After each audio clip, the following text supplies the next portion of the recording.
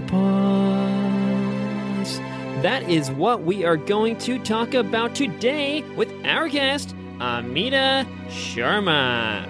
This one's for all you beautiful ladies out there, swimming through the sea of hormonal change. And guys, boys, get back here. This one's for you too. Sit back down.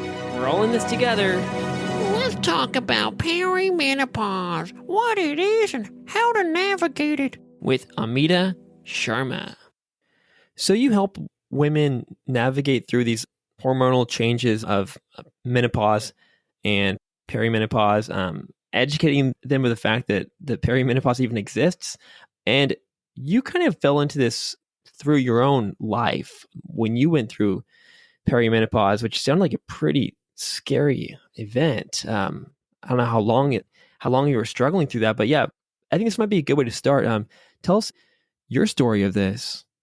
And what is surprising is that a lot of women don't know the word perimenopause. I mean, including me. So, and it can last up to 10 years before women hit the menopause button. So if you can imagine 51, 52 is the menopause, you can start, getting the impact of perimenopause in your late 30s, as early as late 30s, or even mid 30s and 40s. So same thing happened to me. I was caught off guard. I was caught unprepared. And I started having symptoms in public, which I was bewildered. I was confused as to what is happening, so I started kind of sweating, all these strange things happening, and also impacted my cognitive, my focus, suddenly I would forget things, and I'm actually very good at remembering things. So all these things started happening to me, kind of like I thought, red alert, like something is wrong with me. That's what I thought. If I had known, then I have started my perimenopause journey at the time, I would have been more prepared. And it's a story of millions of women out there. They are just caught off guard, and that's why I want to do these podcasts. Whoever is listening, they at least, even men, their partners, their girlfriends or their wives or whoever is there in their lives, or moms for that matter, someone is in their life. If that person is going through that, there could be health implications if they're not prepared, if they are not educated or made aware of the nuances of the perimenopause and the menopause, what women go through. Yeah, I mean, exactly right. I didn't know about perimenopause until I heard your interview on Mario Field's podcast, The Unarmored Talk. And I'm like, oh, wow, this is interesting. So I reached out to you. So exactly right. And I'm a man. I probably wasn't even the target audience. From my understanding, it's all these hormonal changes, especially estrogen and progesterone going down. But there's a lot of other things happening with cortisol and testosterone and everything. We're going to get to the brain, but first let's talk about what is happening hormonally in perimenopause. So basically, ovaries are retiring for women. They are no longer are going to start use an egg that could be fertilized, so they can't get pregnant. Bottom line, in layman's word, and due to that, the hormones, the two female sex hormones, estrogen and progesterone, start going roller coaster, up and down, up and down. But because of that up and down, what's happening is initially in the early perimenopause stage, progesterone goes down first. And the estrogen is still a little bit on the higher. So progesterone is your feel-good hormone. It impacts your mood, your anxiety. All those things start happening. And actually that happens in a woman's life, normal woman's life, a young girl, when she's going through a menstrual cycle, a 28 cycle. So during that entire 28 days, first 14 days of the cycle, progesterone is higher. Progesterone, estrogen also go up and down. And that's why you see younger girls also sometimes going through mood swings, right? Or emotional issues. So it happens to a woman's menstrual cycle, but more so pronounced when they're going through perimenopause. But now because it's slowly going down, it's not going to come back up, right? So when it starts going down, it starts impacting a woman's mood and anxiety. And the estrogen is also connected with the neurotransmitters in the brain, which we're going to get to. So all these things, if you can imagine, start happening to women.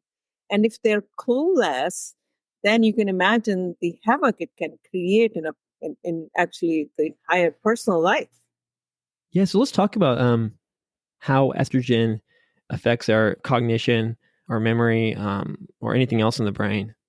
Yeah, so estrogen is directly related, according to the research. I'm citing all the research. I'm not a medical doctor here, so just want to make a big disclaimer here. So all this is research that I've gone through and interviewed a lot of doctors. So estrogen is directly related to our neurotransmitters that are in the brain and can impact our cognitive function, right?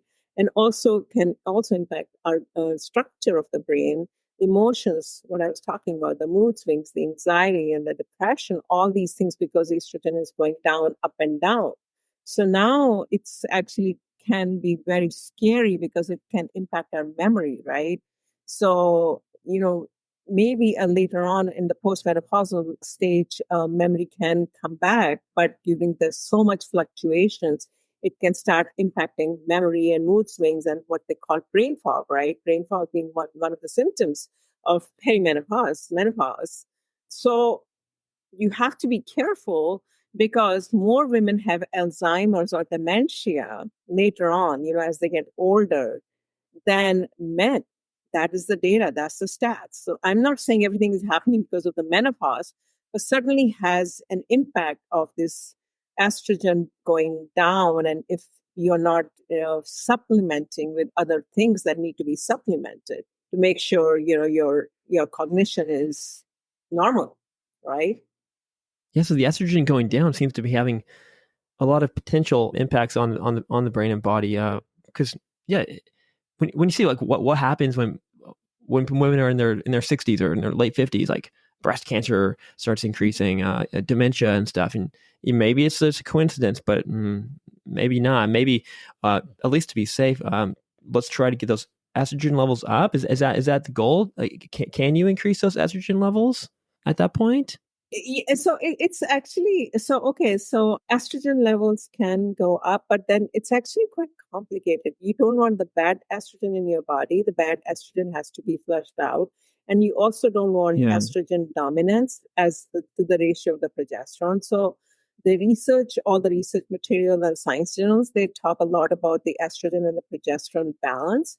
But to your point, enough research and has not been done to make a correlation of, to your point, was the breast cancer or towards dementia, towards to this whole phenomena that starts happening in a woman's body as soon as she hits perimenopause, which is 40, which is not that old, right? It's very young if you think about it.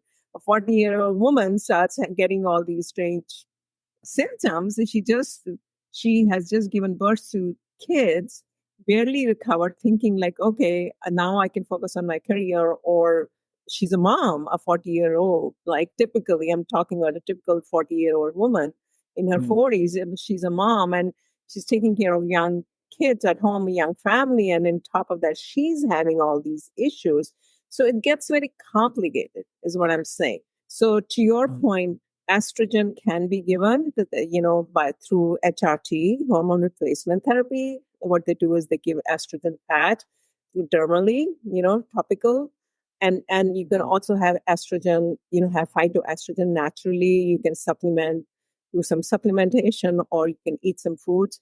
But the reality of that is you need to, if someone is having all these issues, which are beyond control, which cannot be done self-care, it is important to see a medical provider who is knowledgeable, right, about all these things, because it's not just one thing that's happening in a woman's body, a lot of things. It's super sad. I mean, life is just getting started. And perimenopause is also occurring earlier and earlier in women's lives these days. And I heard you talking about also that certain ethnicities, say like African American women or Latinas, it happens even earlier with them. So I guess I have two questions here. Why is it happening earlier, and why is it happening earlier with specific groups and not others? Say like the Japanese is happening at a normal time or later or something. But yeah, these Latinas or African Americans or I don't know, other ethnicities sometimes are kind of suffering with this even earlier. What's going on there? Yeah, it's actually quite alarming, right? The stats about African American and Latino women. It's because of the lifestyle. They probably haven't taken care of themselves, right? The habits. They probably don't Okay. exercise as much. They probably eat a lot of processed food. They probably don't have time to, de-stress themselves or take some time off. They're probably working more, trying to make ends meet. That's probably the data. That's what it says. So they actually have more aggravated symptoms than other ethnic groups in the country, and their age of the menopause is also younger. An average age of a normal woman should be 51, 52. They get it at 47, 48. Now, some of the other ethnic groups, like in India, it's just like 46, 47. Women are getting menopause at that age, 46, 47, and perimenopause in mid 30s to late 30s. So that's when it is so scary, right? What is happening to women? It's like nowadays, women are getting married in their 30s. And you wouldn't imagine like this is menopause. You're like, I'm only 35. I'm only 38. So you're super confused. You must be super confused. Like this is not possible. I know it's scary. It is scary. It is happening. Believe it or not, the data talks about 8 to 10% of women getting it in the 30s, mid to late 30s. 8 to 10%. It's not a small. But it sounds like what you're saying is it's all these toxins in our environment, the food, the processed food, the alcohol, the caffeine, just a lack of being healthy. Just so maybe doing just normal healthy things that we all know about, but maybe you have some extra special ones that you want to share.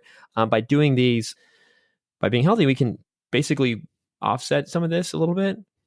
I'm just see, the issue is there's not that much research that has been All done. These right. are all the research, right? Now, Yeah. what the researchers have found, like alcohol, caffeine are definitely triggers, lifestyle.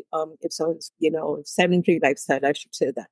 And that's quite prevalent in some of these cultures, some of these ethnic groups that we are talking about right now, right? Very prevalent in that. So if sedentary lifestyle is there, if the food is not taken properly, if there is hidden stress in families, whether it's a financial stress or some other emotional conflict stress, or stress can be so many different things, right?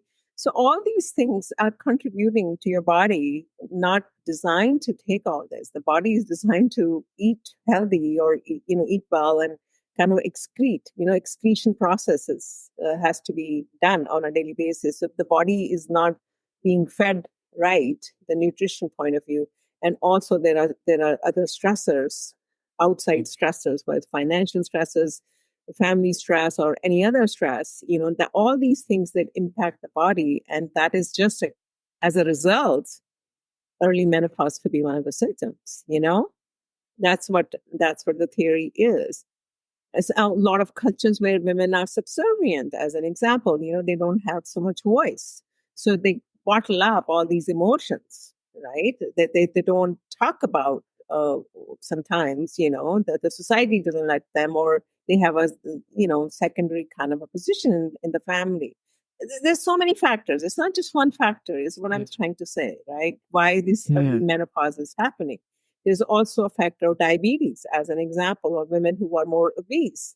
They are more prone to having an earlier menopause, as an example. So if you look at these segments, the cohort we are talking about, Latino and African American women, generally speaking, the obesity level is on the higher side in these cohorts, right? In these populations. So there's multiple factors that Yeah. it's not just one thing. So for Indian women, as an example, diabetes. India is the capital of diabetes. I don't know why, but it's rampant in that country. So diabetes is clear research. Diabetes links to an early menopause.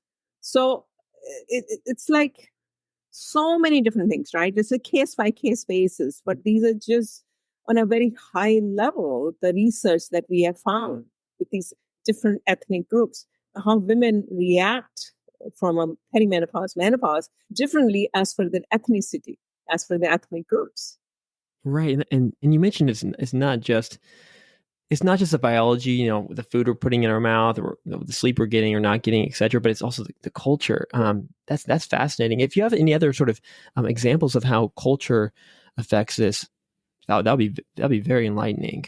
Yeah, like Japanese women, for example, they don't get such aggravated symptoms because of the nutrition, the kind of food that they eat. We know that this is soup based. They eat a lot of fish, they eat a lot of soy. So all those things, and then all their needs are typically balanced. You can see you can get a takeout from Chinese place. They have the protein, the carb, and the fat. So all those things, like if you've been eating right from the beginning, so they don't get as aggravated symptoms like hot flashes, as an example. Just to give an example, they have other issues. They have more on like joint pain because I think the frames are more thin, kind of more thinner than an average American woman. So they have other issues like musculoskeletal issues or joint pains, or libido, loss of libido, other issues. But the issue of the hot flashes is less in Japanese or South Asian women, as an example. All women have some kind of issues. So that is why it is so important for women to understand what they're going to go through. If they're not prepared, then they are going to have implications as they start getting older. So maybe we should talk about some of these other issues. You mentioned hot flashes, night sweating, inability to sleep. What are some of the big ones for women to look out for? Just so if this happens, they might at least question, this could be perimenopause. Mm-hmm. So I think the big ones are, 75% of the women will have hot flashes. So that is a big one. Hot flashes and night sweats, these two symptoms are associated with women who are going through perimenopause, menopause. So other symptoms, which I talked about earlier, could also be attributed to other chronic conditions, right? But these two symptoms are very pronounced. Hot flashes, start kind of dripping, start sweating like I started. I used to sweat so much and I never sweat. I barely sweat. I can keep working out for 3 hours, 4 hours. I don't sweat. And suddenly I'm sweating, like really sweating. So that is like a hot flash that happens to women. It's suddenly your body temperature rises and then it has to excrete out and you start sweating, right? So that's a hot flash and just get all flushed here with red and all that stuff. So that's a very common symptom for women. But the other symptoms which are very common is due to the hot flashes and night sweats because you are not able to sleep at night, right? If you're not able to sleep at night, in the morning you're a bit groggy, then you're not able to focus. We talked a little bit about the cognition, right? The estrogen levels going up and down, and it's impacting the cognition. You get brain fog. You're unable to concentrate. Sometimes you get short memory lapses. You might forget small things here and there. This is quite common. And then the other things could happen is women hair. They also start thinning. A lot of women, if you notice, a lot of older women, the hair kind of gets thin, and then not that they're balding, but they don't have such thick, fuller hair, and that's all related to estrogen and progesterone. Believe it or not, even the belly. A lot of mid-aged women get a belly. You notice that they have like a little belly, meno belly, what they call it. Excess fat all gets centered around the stomach. It's very hard to get away, right? So I don't want to paint such a gloomy, doomy picture here for your listeners, but these are facts. I'm just stating the facts. Yeah. And loss of libido is another one, that happens to quite a few women. And that will also impact relationships, if they are not openly communicating with their partners or husbands. The great divorce can be on rise during this time because of, I'm not saying because of menopause, but because of lack of communication. And men also have their own issues, right? So all these things are happening. They can happen, I should say that. The thing is to really proactively take care of yourself. I mean, I'll give you my example. I have proactively taken care of myself, and my metabolism is much better than when I was younger. So I want to give a ray of hope. I don't want to paint a gloomy picture here all the time, right? Okay, the storm is finished. Let's go. The rainbows are out. Let's play in this field now for the rest of this time. What can women do in their 20s and their 30s, or during perimenopause, or even postmenopausally, to basically, even if they're not going to get those estrogen levels up, they can perhaps by using HRT or other methods, but they're just going to feel better. They're just going to calm down and feel better. What are some things that? I guess there's two questions here. One is, what women can do before the fact to kind of make it better later, and two is like what can they do during while it's already happening. Yeah, so women need to be prepared. When they're in their 30s, they cannot ignore that, because everybody is going to go through all. It's a natural phase of life. It's not a chronic condition. It's not a disease, Right. right? Everyone has to go through this. Every woman is going to go through this. So they have to be prepared. Awareness is so important. The fact that you are interviewing me is amazing. A guy interviewing a woman and going through this topic, right? Right. So it's important for women, even men, to understand, because all men are not living in isolation. They're living with some boy, girlfriends or moms or whatever, sister, or, family. Yeah. So we're all living together, is what I'm trying to say. So first step is for women to really understand what is going to come, what is going to happen, what does it mean, how can they be prepared, how can they take care of themselves, right? All these things. And it's important for women to change their lifestyle. It's a very, very important. When I use the word lifestyle, they need to have proper diet. They need to exercise. They cannot skip on exercising. They need to sleep at night properly. They need to de-stress themselves. I'm not saying stop working, but you cannot be working 24/7 and subjecting your body in your 30s when you're young to a degree that you don't rest, you don't take care of yourself, is what I'm saying. So lifestyle modifications are fundamental for women as well as men to take care of themselves when they're younger, so they can navigate this phase much easier when they get into the perimenopause phase. And then all these, the mindfulness, like we've heard so much about the mindfulness techniques, but there are so many other techniques that women can do, like acupuncture. Acupuncture can help you.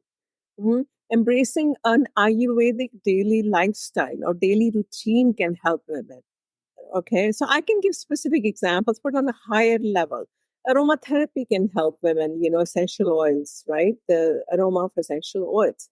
For example, hypnotherapy can help. It helps calm down. It has research, believe it or not, for weight loss, for hot flashes, for IBS, for IBG, gut health, all these things. Hypnotherapy can help.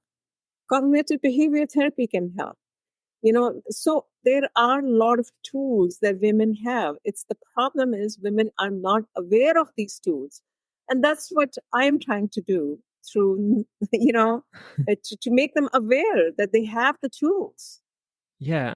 It seems like what a lot of these tools have in common too is they're kind of calming us down, likely decreasing stress and cortisol, activating the parasympathetic nervous system. So it makes me wonder if there's some connection between these hormones and the state of our nervous system, whether it's really activated and charged up, sympathetic, or it's calmed down. And somehow by calming down through breathing or acupuncture or nice social connection, perhaps essential oils, maybe that weirdly, it might not be changing the hormones, but I guess it's just making us feel better. I don't know what's going on there.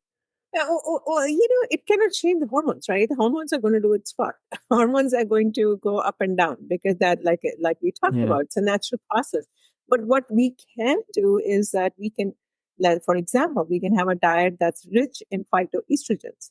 We can take estrogen that's naturally coming from food, as an example, right? So women can do that. There's no one stopping them from eating foods that are rich in phytoestrogen, as an example. Then the other thing is we talked about the cognitive, right? The cognitive health, the brain that gets impacted because of the hormonal fluctuations.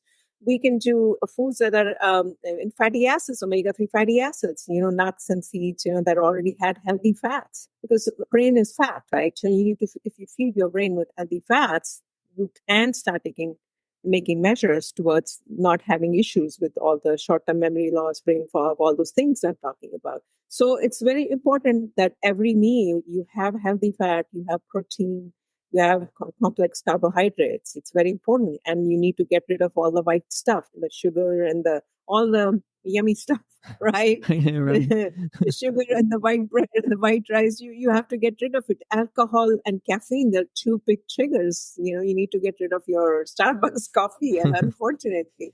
Yeah. Things like that, right? So it will make a huge difference. You'll notice it. I mean, I did that. I'm sharing with you. I've made all these changes, and I noticed a huge difference in my energy, in my metabolism, all these things, right? Right. No, I'm a man. I'm a man in his 30s, and I feel these effects as well when I get these cognitive problems or brain fog or whatever. It's like my emergency pack of medicine. It's like I got like 50 packs of sardines down there, and I'd crack open a can of sardines, get those omega-3s, those proteins, fish for me. It's like, oh my God. And then plus, if I cut out the caffeine, I'm very sensitive to caffeine. I thought I was just sensitive to caffeine, but it sounds like what you're saying is maybe caffeine itself is just not good for a lot of us. But we also get this information out there that caffeine is good for us. So I'm kind of confused. What do you know what's happening with caffeine? Why it might be making things worse? Yeah, it's for hot flashes. So yes, there is a. I was reading the research, right? The caffeine can be good for you, but it's specifically for perimenopausal women. The hot flashes that trigger that is what I was referring to. I wasn't referring to the general. Well, maybe stuff. maybe I'm perimenopausal. Maybe I'm going through perimenopause right now. No, you're a guy in your 30s, right? I'm right. I'm 37. I'm turning 38. Oh God, it's happening. Yeah, I'm joking, but I mean, I guess all these things we're talking about, if men can do these things too, it's going to make their lives better too. But I guess that's not the focus here. The focus is of course on women, because these are going to be bigger problems for them. But yeah, what can men do, say, during this phase of their girlfriend or wife or sister or whatever going through this? Are we supposed to just be like, what do we do? Yeah, I don't know. So it depends, right, on each relationship, how open you are with your loved ones or your family. I don't know. My mom never talked about menopause openly, as an example, right? So I don't know how comfortable guys are talking menopause with their moms. For not for sure, I'm sure a lot of us don't feel very comfortable. But No. with your partners, of course, you should be, right, with your girlfriend or your wife or whatever. You should be comfortable, because if she's 37 or 38, like as an example, she could be now at the cusp of getting into the perimenopause, and so it's I think it's a good for the couple to understand what's going to come. It's like when the baby, right? When the baby's coming, both the mom and the dad, they prepare to go the bag and all that kind of stuff. I'm not saying it's like having a baby, but still, as a couple, it's good to exercise these healthy practices. Kind of talk about it, and what can you do to really navigate this whole journey together, without any going through mood swings up and down, and so it's going to be normal sometimes because of all the things, that the hormonal changes that's going to happen to a woman's body. She can go through all these mood swings. Sometimes her thinking also change. That's why you see that, right? A lot of couples, when they're in their 50s, they split up because sometimes women become wiser, or the guys also change, and they don't connect with each other. So it's important to have a very open communication with your partner. That definitely would be amazing for the relationship. Otherwise, the relationship can also get impacted, and you don't want that. Yeah. Yeah, like you said, we are a network. So when one person's body changes, our body changes. When their behavior changes, ours does. So we're always kind of syncing up with each other, or reacting to one another. So you have to care about this, because it sort of is you. In a way, she is you. Another question I had too is about these hot flashes and sweats. What is the connection between this kind of temperature regulation in our body? I guess it's probably in the hypothalamus or something. I don't know. We don't need to get into the mechanisms. And perimenopause and menopause, I guess, is these hormones normally in the normal state? Are they kind of regulating our temperature? Because we think of them as sex hormones, but it sounds like they're doing a lot of other things as well, like temperature regulation. Mm-hmm. They are regulating the temperature in the body also, and then the connection with the hypothalamus, like you're saying. So it's the estrogen, actually, the estrogen decline that kind of suddenly happens, right, with the hot flashes, specifically the hot flashes. So there's a lot of research behind it, that the estrogen is the culprit. Progesterone is the one that starts initially, right? Yeah. So that's why you see the hot flashes are happening to women when they're in the kind of a midway inching towards the menopause. But Yeah. so that's where they say, oh, I'm going through menopause because the hot flashes. Hot flashes don't happen when the first two, I mean, I'm not saying they don't happen, but they generally are happening after 1 or 2 years when the estrogen levels become erratic and they start impacting the hypothalamus and the temperature regulation. So it's all kind of, there's a valve here that's impacting the temperature, and suddenly the hot flashes are coming. But the interesting thing is, I was reading a lot of about this hot flashes and the brain connection and the hypothalamus. According to Ayurveda, it's all because of the heat inside the body, right? So what they call it pitta. So it's all the heat inside the body that kind of builds up, right? When the woman is going through all these hormonal fluctuations. So what they are talking about is you can actually prevent hot flashes, but we don't know that by having simple cleansing of your body, right? If you're cleansing with the khichdi cleanse, not with juice cleanse, but basic simple cleansing or detoxification, all these things can be prevented. That's what Ayurveda talks about. It's because the energy, right? It's the pent up energy inside, which is heated energy that kind of goes into the brain, and suddenly you start sweating.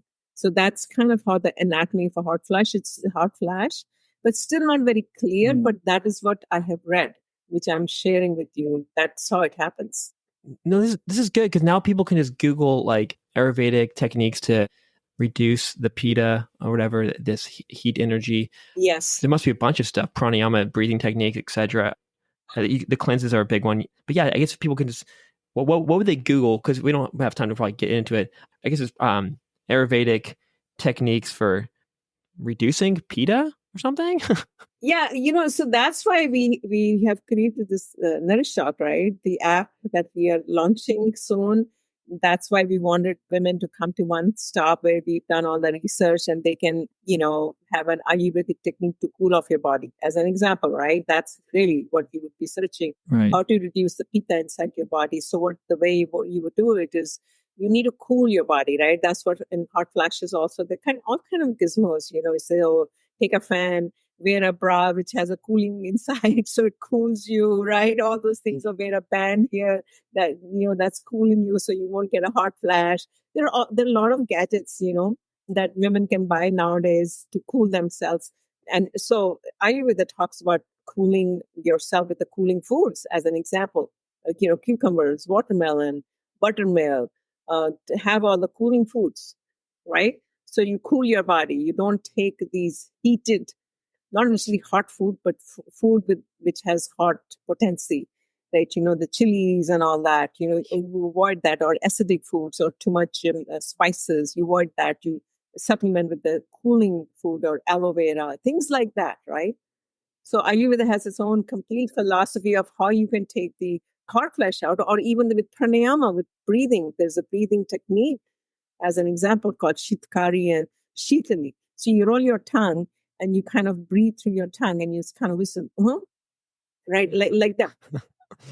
Like that. So you try it. It'll cool you. You get the cooling feeling inside your body, right? Yeah. No, and I was joking earlier about me like in perimenopause, but what was not a joke there is I do have a lot of heat. I'm freaking running hot. So maybe this is why I do react to these hot things, but I hadn't thought about it. So yeah, maybe if we do another episode sometime, I know your focus is perimenopause, but I would love to dig into just how people in general can cool down, because that's what I need. If not, I'll just Google it myself, but it'd be a fun conversation. Absolutely. No, I think you probably have too much heat inside your body. Yeah, that's probably what it is. I guess one final question too is, how long could women expect for this to occur? I don't imagine it's their entire life. That would be hell.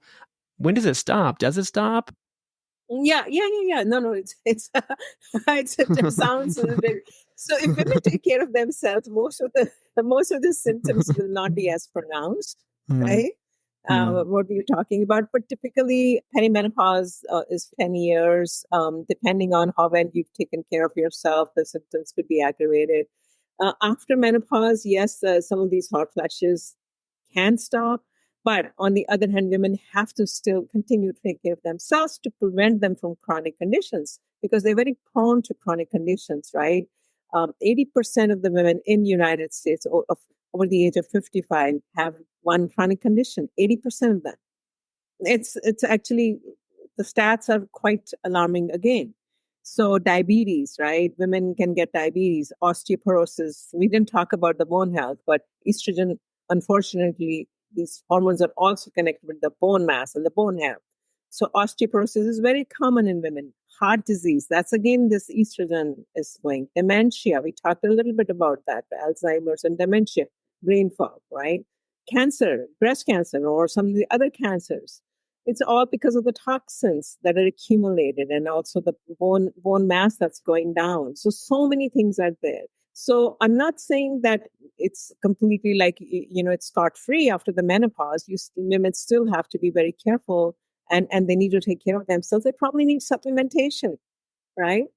So they need to be proactively taking care of themselves, self-care, and with the help of a healthcare provider, a natural healthcare provider if they prefer, who can help them with some supplementation, herbal supplementation that they can take to help them through all these things that they are deficient in, nutritional deficiencies that can occur, or some of the other deficiencies that can occur because of the lower hormone levels, right, in the body. So it's a very complicated thing. It's very complicated. It's not a straight line, unfortunately. Yeah. It's not like one answer that we can say, okay, one pill and you're going to be living till age 100 with no problem. Unfortunately, it's not like that at all. And it gets extra tricky because like we're not just this alone solo thing. We are interconnected with all these people in this culture, in this place. There's no coincidence that these problems are kind of less pronounced in places like Japan. I live in Japan. People are not overweight. There's, I imagine, less disease. They live longer. And so, of course, they're going to, all the other things like perimenopause and menopause are going to be different as well. And then you go to the US and I imagine it's probably quite a mess. Yeah. And if people want to connect with you, if they want to learn more, where can they go? Yeah, so go to our website, www.nourishtalk.com. Like I said, we are releasing an app. It's going to be on iOS, Android, as well as on the web, so women can at least start the self-care journey of perimenopause, postmenopause, and some of the other symptoms that they might have, and they can at least start on a journey of self-care using the holistic therapies. Yeah, and by the time a lot of people listen to this, probably the app might be out. So, do you have a name for the app? We're calling it Bloom by Nourish Talk. Okay, cool. But yeah, if you go to the website, everything is there. Yeah, everything will be there. Everything will there. We're just doing the final touches to the app. I'm sorry it has taken a bit longer than we anticipated. We thought we'd be able to release it in July, August. It's become September now. But it should be out soon, and we want it to be amazing, as amazing as we can make it. Yeah, no, that's okay. Things always take longer than you expect. Well, yeah, thank you again. I would love to hear more about how to cool down. It is freaking hot here, and I'm always hot. But that'll be my own little homework for today. I'm not gonna put that burden on you. But yeah, thank you again. I learned a lot. I think most people who listen to this, I mean, a lot of them probably never heard of this before. So that's great. Thank you so much. Thank you for what you're doing. There aren't a lot of people doing this, so. Yeah. I'm surprised I'm even talking about this topic. Like, why am I like, but I'm just so curious. I want to learn about everything. I'm like, what is it? So, anyway, thank you. See you around. Thank you so much.